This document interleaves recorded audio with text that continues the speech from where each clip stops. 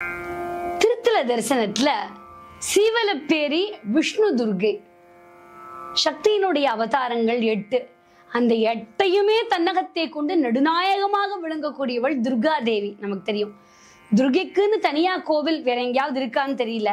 பொதுவா துர்கை கொஞ்சம் உக்ரத்தோட தானே எப்பயும் இருப்பா. ஆனா இங்க மட்டும் அமைதியும் சாந்தமும் கொண்டு புன்சிரிப்போட காட்சி கொடுக்குறா. அதுவும் விஷ்ணு விநாயகரோட ஒரே பீட்டத்துல தரிசனம் தரா. அண்ணன் விஷ்ணு அமர்ந்திருக்க பக்கத்துல தங்க நின்று கொண்டு இருக்கிறாள். இப்படி ஒரு காட்சி இந்தியாவில வேற எங்கேயுமே பார்க்க முடியாது. சீவலப்பேரியில மட்டும்தான் இந்த கண்கொள்ளா காட்சி நடக்கும். ஆற்றங்கரையோரமா அமைஞ்சிருக்கு இந்த கோவில். அமைதியா அமர்ந்திருக்கக்கூடிய அண்ணன் மகாவிஷ்ணுவை துளசியால அர்ச்சித்தபடி நின்ற கோலத்துல அருள்பாலித்து வரக்கூடிய துர்கிய ஒரே ஒரு வினாடி பார்த்தா போதும், மெய் சிலிர்த்து போகிறது. எண்ணியபடி நீ அருளிட வருவாய் எம் குல தேவிகளே, பண்ணிய செயலின் பலனது நலமாய் பல்கிட அருளிடுவாய். கண்ணொளி அதனால் கருணையே காட்டி கவலைகள் தீர்ப்பவளே, ஜெய ஜெய சங்கரி கௌரி கிருபாகரி துக்க நிவாரணி காமாட்சி, துக்க நிவாரணி காமாட்சின்னு மனசு ராகத்தோட பாட. யார் இந்த விஷ்ணு துர்கை? வசுதேவரும் தேவகியும் கம்சன் சிறையில் அடைச்சது நமக்கு எல்லாருக்கும் தெரியும். சிறையில கண் அவதாரம் பண்றதுக்கு முன்னாடியே ஆயர்பாடியில யசோதைக்கு மகளா பிறந்தவதான் மாயாதேவி. 2 பேரும் இடம் மாறினார்கள் தெரியும். அக்கா மாயாதேவி சிறைக்கு வர தம்பி கண்ணன் ஆயர்பாடிக்கு போயிட்டான் இல்லையா. ஆயர்பாடி மாளிகையில் தாய்மடியில் கன்றினி போல் மாய கண்ணன் தூங்குகின்றான் தாலேலோ. இங்க கம்சன் மாயாதேவிய கொல்ல முயன்ற போது அவன் என்ன சொல்றா? உன்னை கொல்ல கண்ணன் பிறந்துட்டான்டா முட்டாளே அப்படின்னு சொல்றா இல்லையா. அந்த மாயாதேவி தான் துர்கை. குருவாயூரப்பன், திருச்செந்தூர் முருகன், உடுப்பி கிருஷ்ணன் மற்றும் சீவலப்பேரி துர்கை ஆகிய 4 ஒரே காலத்துல அமைக்கப்பட்டிருக்கலாம் அப்படின்னு ஆராய்ச்சியாளர்கள் கருதுகிறார்கள். இந்த விஷ்ணு துர்கையை இங்க ஸ்தாபிதம் பண்ணவர் யார் அப்படின்னா அகஸ்தியர். அந்த சரித்திரத்தை பார்ப்போம்.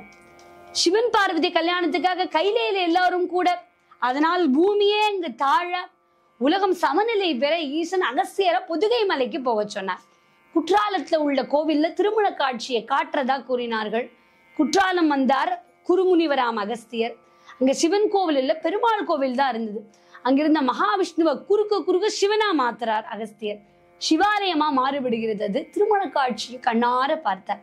சரி, இதுவரைக்கும் அங்க இருந்த மகாவிஷ்ணு என்ன ஆனார் அப்படின்னு கேட்டா, அவரிடம் பேசுறார் பெருமாளே, மகாவிஷ்ணுவே இங்க அருகில் சீவலப்பேரிங்கிற ஊர் இருக்கு, அங்க உங்க தங்க துர்கை இருக்கா, அங்க சென்று தாங்கள் விஷ்ணு துர்கையாக இருந்து அருள் புரிய வேண்டும்னு கேட்க, ஆதி பராசக்தி தேவி மனோகரி அகிலாண்டேஸ்வரி அன்னை நீ வீரமும் வெற்றியும் வேண்டிட அருளும் வித்தகிய எங்கள் சக்தி மகா அன்னையே, இசைமழைதான் இனியவைதான் இன்ப ஸ்வரங்கள் தரும் அருள்மழைதான், இசைமழைதான் இனியவைதான் இன்ப ஸ்வரங்கள் தரும் அருள்மழைதான், 7 ஜென்மங்கள் தீராத பந்தங்கள் கவிதை மழையில் நனையும் ஸ்வரங்கள் உனதருளாதி பராசக்தி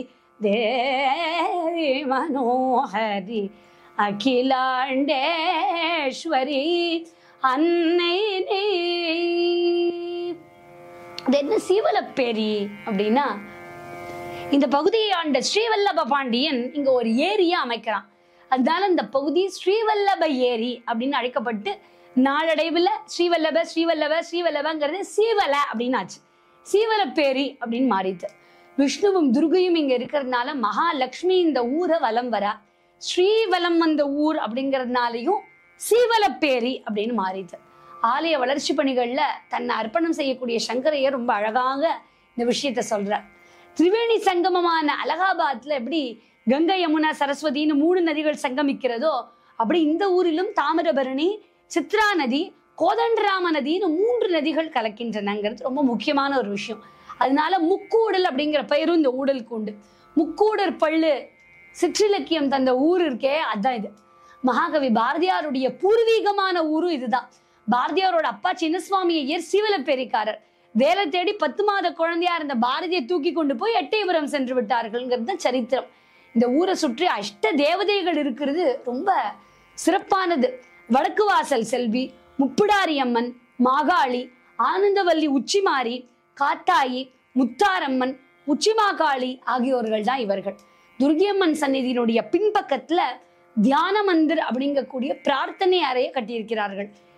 8 பட்டைகளா அமைஞ்சிருக்கு அந்த இடம். அந்த 8மே 8 திக்கு நாயர்களுக்கு உண்டானது. மேற்பக்கம் பிரமிடு வடிவத்துல இருக்கு. உள்ள அம்பாள் அற்புதமா அமைஞ்சிருக்கா. இயற்கை காத்து அப்படியே ரொம்ப உள்ள காத்து வெளில போற மாதிரி இருக்கு. அந்த இடத்துல பக்தர்கள்லாம் தியானம் பண்ண இதோ சிவலப்பேரி மகாத்மியம் சொல்லக்கூடிய சுதர்சன சக்கர சரித்திரம் ரொம்ப சுவாரஸ்யமா இருக்கும். ஒரு சமயம் அசுரர்களுக்கும் தேவர்களுக்கும் யுத்தம் நடந்தது. இறுதி வெற்றி தேவர்களுக்கேன்னு அதனால சோர்ந்து போன அசுரர்களுடைய தாயாரான திதி என்ன பண்ணா, குலகுருவான சுக்கராச்சாரியார்ட்ட புலம்புறா. அப்ப சுக்கராச்சாரியாருடைய தாயான கியாதி இருக்கா இல்லையா, அவ பக்கத்துல வரா. அவளுக்கு மாய மந்திரங்கள்லாம் நிறைய தெரியும். அவ திதியை பார்த்து சொல்றா, உன் கவலையை விடு, தேவர்களை ஒழிச்சு கட்டி உன் குழந்தைகளான அசுரர்களுக்கு எல்லா பொறுப்புகளையும் தரேன்னு சொல்லி கடும் கோபத்தோட பெரும் போர்க்களத்துக்கு கிளம்புறா. இதை கண்டு பயந்து போன தேவர்கள் எல்லாம் வைகுண்டம் மகாவிஷ்ணு கிட்ட கேட்க நடந்ததை உணர்ந்து விஷ்ணு தன்னுடைய கையில இருந்த சுதர்சன சக்கரத்தை எடுத்தார். கியாதியை ஒழிச்சு கட்ட ஆணையிட்டார். விஷ்ணு சக்கரம் வேக வேக வேக வேகமா பறந்தது. கியாதியினுடைய தலையை நிமிஷமா அறுத்தெறிஞ்சது. வெற்றி களிப்போட திரும்பித்த. மீண்டும் சக்கரத்தால் விஷ்ணுடைய கையில போய் அமர முடியல. போச்சு இல்லையா, உட்கார முடியல. திரும்பி வந்த வேகத்துல சூரியலோகம், சந்திரலோகம், துருவ மண்டலம்னு மாறி மாறி போக சுதர்சன சக்கரம் பயந்து போயிடுத்து. நாராயணனுடைய கைகள்ல இருந்தாதானே நமக்கு மதிப்பு மரியாதை, இப்படி ஏன் ஆச்சுன்னு கவலைப்பட்டு சுத்தி சுத்தி சுத்தி சுத்தி வர நல்ல வேளையா எதிரில் வந்தார் கபில முனிவர். அவரை பார்த்து சுதர்சன சக்கரம் வணங்கி தன்னுடைய பிரச்சனையை சொல்ல, சுதர்சனா, நீ நாராயணன் உத்தரவால நல்ல காரியம் பண்ணிருக்க, ஆனா அதுல ஒரு பாவம் உன்னை பற்றி கொண்டு விட்டது அப்படின்னு. என்ன முனிவரே, நான் என்ன நடந்தது? அசுரகுலத்தை சேர்ந்தவள்னா கூட நீ ஒரு பெண்ணை அல்லவா கொண்டிருக்க, பெண் பாவம் பொல்லாதது, அதனால்தான் உன்னால நாராயணனுடைய கையில அமர முடியலன்னு சொல்ல, பிராயச்சித்தம் இது எதுவுமே இல்லையா கபில முனிவரேன்னு கேட்க, ஏன் இல்ல, பாரத பூமியில தென்னாட்டுல தாமிரபரணி ஓடுறா, அவளோட மேலும் 2 நதிகள் கலக்கக்கூடிய இடத்துல நீராடி நாராயணனையும் துர்கையையும் வணங்கு, எல்லாம் உனக்கு நல்லபடியா நடக்கும்னு கபில முனிவர் சொல்ற. சுதர்சன சக்கரம் சந்தோஷம் அடைந்து நேர சீவலப்பேரிக்கு போக திரிவேணியை நெருங்கிட்டு அங்க ஏராளமான முனிவர்கள்லாம் நீராடி கொண்டும் பூஜை பண்ணி கொண்டும் இருக்க, அந்த இடத்த பார்த்ததுமே அது புண்ணிய பூமின்னு சக்கரத்துக்கு புரிஞ்சுது. திரிவேணியில நீராடிட்டு விஷ்ணு துர்கையை பூஜை பண்ணிட்டு அப்போ வானத்திலேருந்து ஒரு அசரீரி ஒலிக்கிறது. ஓ சுதர்சன சக்கர மகாராஜாவே, நீங்கள் பண்ண பாவத்திலிருந்து விலகி சுத்தனாக ஆகிவிட்டீர்கள், உலக நன்மைக்காக இங்க ஒரு அஸ்வமேத தியாகம் பண்ணுங்கள்னு சொல்லி முடிச்ச உடனே வானத்திலிருந்து பூமாரி பொழிய சிவபெருமான் பார்வதியோட ரிஷப வாகனத்துல அமர்ந்து தரிசனம் கொடுக்கிறார்.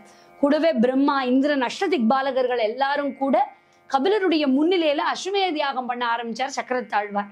சுபமா அது முடிஞ்ச உடனே ஸ்ரீமன் நாராயணன் லக்ஷ்மியோட கருடன்ல அமர்ந்தபடி காட்சி கொடுக்கிறார். குழந்தாய், நான் மனம் குளிர்ந்து விட்டேன், உன் ஆசை போல எப்போதும் என்னோடையே இருப்ப, நீ என்னை பூஜித்த இந்த தலத்துல யார் பூஜை பண்ணாலும் நான் அவர்களை ஏற்றுக்கொள்வேன் அப்படின்னு ஆசி கூறி சுதர்சன சக்கரத்தை அன்போடு அணைத்து கொண்டார் மகாவிஷ்ணு.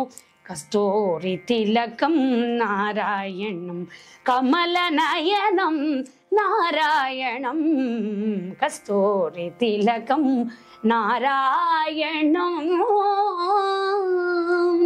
சிவலப்பேரிக்கு அவசியமாக தரிசிக்க வேண்டும். தாமிரபரணி தண்ணியை குடித்து கொண்டு அந்த திருக்கோவிலை தரிசனம் செய்வோம்.